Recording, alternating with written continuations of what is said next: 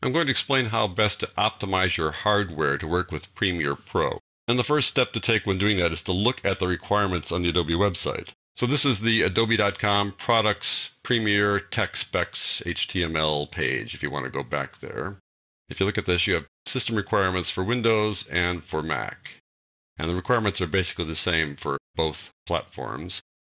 You need at least a dual-core processor, be it Intel or AMD. And for Mac, it's a multi-core, but the same thing, at least 2 cores. You need to have a 64-bit operating system. There's Windows 7 64-bit or Mac OS, which is 64-bit. At minimum of 4 gigabytes of RAM, and a few other odds and ends here in terms of the speed of the hard drive, OpenGL, which is pretty standard these days, the size of your display, and then an optional Adobe-certified GPU. I'm going to drill down and explain a few of these points. The 5 most important things you need to consider when you optimize your hardware: the operating system, the central processing unit, the memory, the hard drive speed, and the graphics processing unit. You have to have a 64-bit OS, and you probably already know that because if you're running Premiere Pro, by gosh, it's on a 64-bit OS. But why is that? Well, a 32-bit operating system can address only 4 gigabytes of RAM. 64-bit can address a lot more, and that means you can see more color, you can have more HD formats supported, and you can have more software running in the background. It's just a higher performance system, and that's good for Premiere Pro because it's a high performance product. As far as your CPU, you need at least 2 cores, but 2 cores is just scratching the surface. The more cores, the merrier. Premiere Pro is one of the few pieces of software that's been written specifically to split up instructions into whatever number of cores your system has. And this comes into play in particular when you're watching video. If you're working with HD footage that needs to be uncompressed, typically highly compressed HD footage like AVC HD, for example, needs to be really processed hard to get it uncompressed for playback.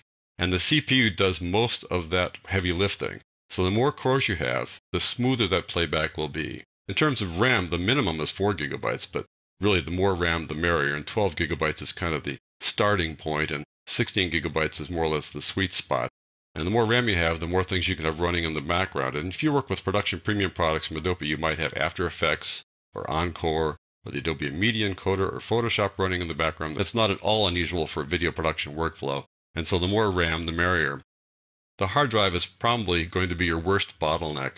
Most hard drives these days run at 7,200 RPMs, and the throughput is more or less the same from one hard drive to the next. And if you work with relatively uncompressed HD footage, that will not be fast enough. Those are big files with big throughput in terms of megabytes per second, and a typical 7,200 RPM hard drive can't handle that throughput. So what you need to do is find some way to accelerate that. Well, there are 10,000 RPM drives, but they probably won't be good enough either. Instead, what you need to do is use what's called a RAID array, a RAID 0 array specifically. RAID stands for Redundant Array of Independent or Inexpensive Disks, depending on who you're talking to. And RAID 0 in particular takes data and splits it up into whatever number of disks you've got in the RAID array.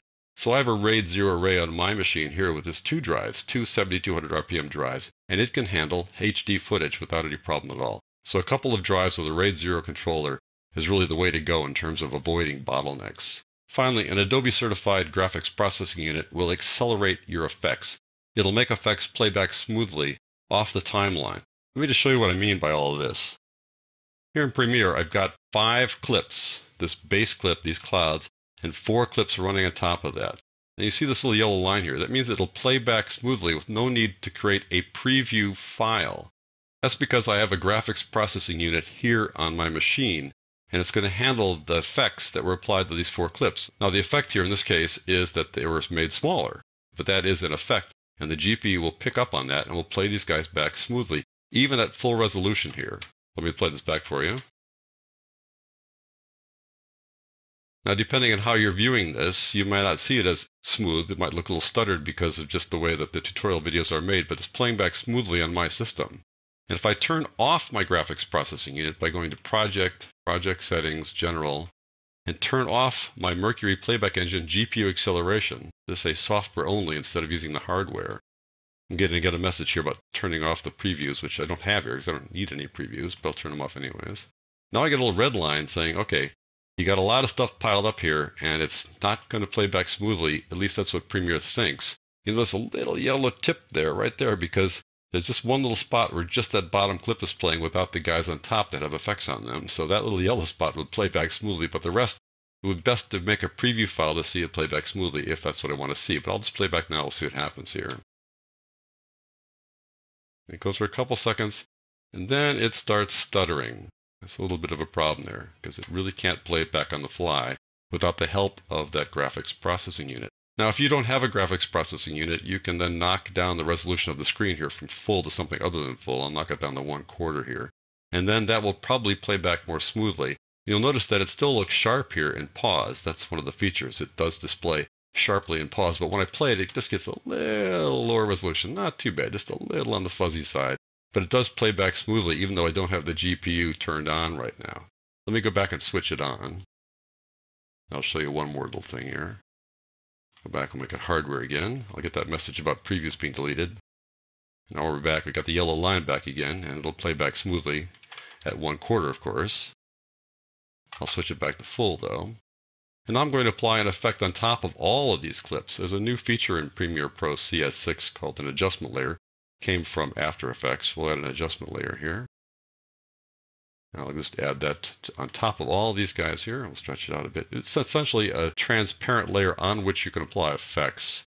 So I'm going to apply an effect to this guy that affects all 5 clips down below it. We'll apply the fast color corrector here. There we go. To that. And that's an accelerated effect. And you can tell it's accelerated because we got this little guy there that says that's an accelerated effect. I'll go to my effect controls and I'll make a couple of adjustments here. Make it a little bit warmer. Add a little higher contrast, so you can see that we're actually applying the effect to all 5 clips at once. And now I've applied this effect and I still have the yellow bar. That means that the GPU can still handle the fact that I've applied an effect that touches all 5 clips at once. And the playback right here in my machine is going quite smoothly, thank you. And that's because the GPU is handling all the heavy lifting. Now, it's important to know that you need to use an Adobe certified GPU to get that extra acceleration. And to see a list of those GPUs, go back to the site we looked at before when we talked about system requirements. It's the adobe.com products Premiere tech specs.html site.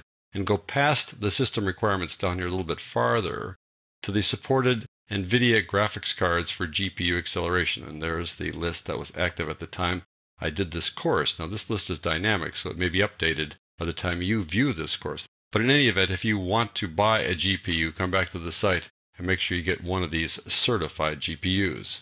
So following these recommendations will lead to smoother performance as you do your video production in Premiere Pro.